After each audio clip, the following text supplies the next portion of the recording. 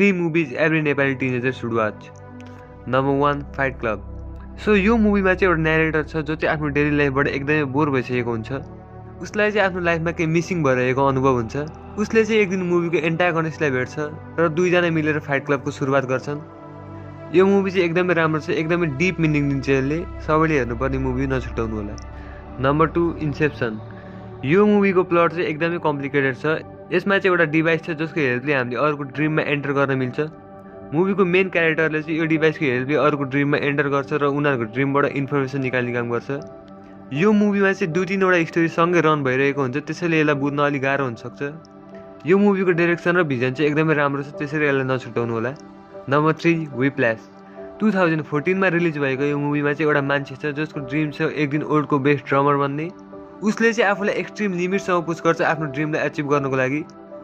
राम्रो मुभी हो, एकदमै डिप मिनिङ दिन्छ यसले।